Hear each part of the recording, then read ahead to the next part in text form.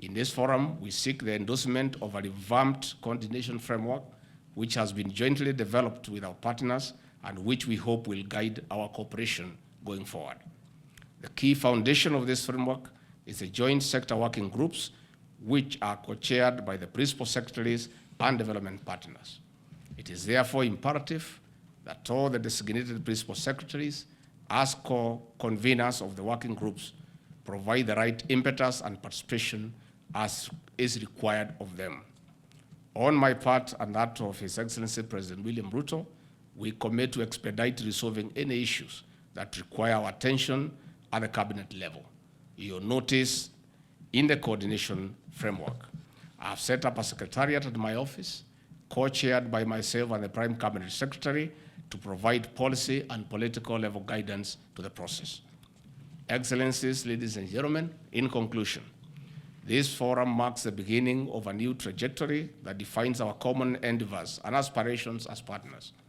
It is my expectation that this forum will conclude with a good commitment and focus on results, because what gets measured gets done. I invite you to network through the informal session that follows immediately after these formal deliberations. I wish you honest and fruitful deliberation in today's forum. Today's forum comes at a time when the global economy is still grappling with the negative impacts of COVID-19 pandemic and other geopolitical and natural phenomena, especially the adverse effects and impacts of climate change. At the domestic level, the combined effects of the pandemic and climate change have to a large extent reversed the gains we had made in reducing poverty and inequality over the years. As you are all aware, the Kenya Kwanza administration took office in the backdrop of a very challenging fiscal space. If we have to improve our microeconomic targets, the development partners and the government of Kenya must move strategically and with speed to put our development agenda on the right trajectory. I'm glad our economy has shown signs of improvement, but we are not yet out of the woods.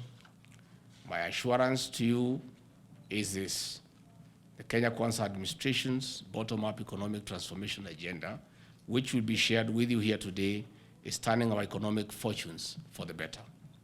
Kenya's economy has displayed resilience, with real GDP expanding by 5.4% in the first half of 2023, primarily due to the interventions the government is putting in place, leading to a robust recovery of the agricultural sector. Further, financing conditions continue to be challenging, with a tightening of monetary policy in June. Favorably, tighter liquidity conditions have led to a higher yield on government bonds. The external current account deficit has narrowed, driven by a recovery in the tourism sector to pre-COVID-19 levels, resilience in remittances, reductions in imports, and a real exchange rate depreciation.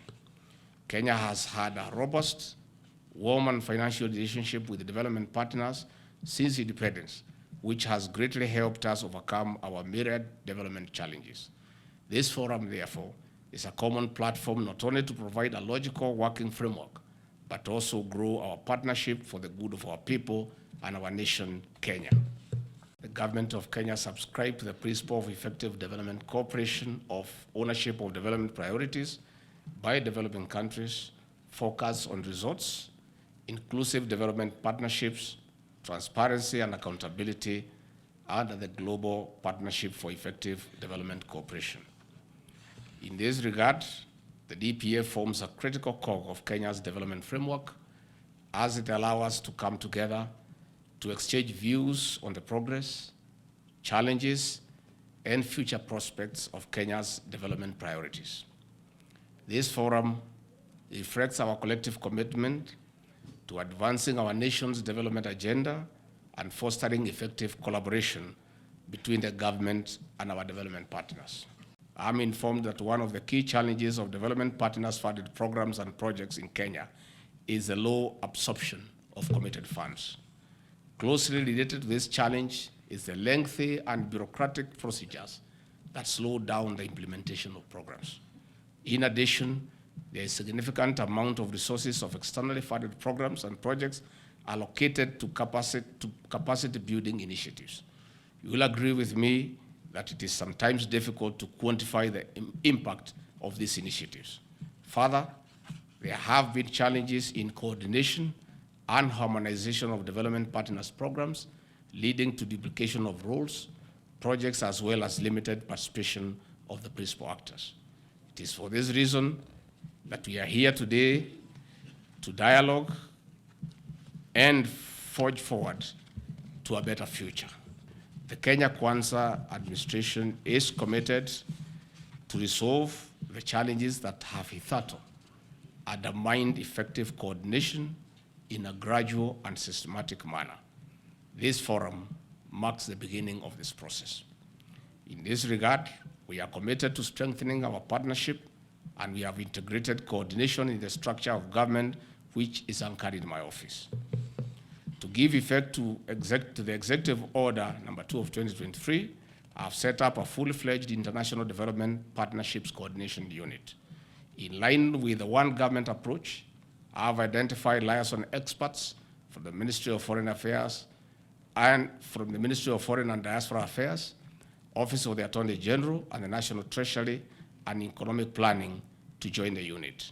This will ensure that externally funded projects are delivered on time and within budget.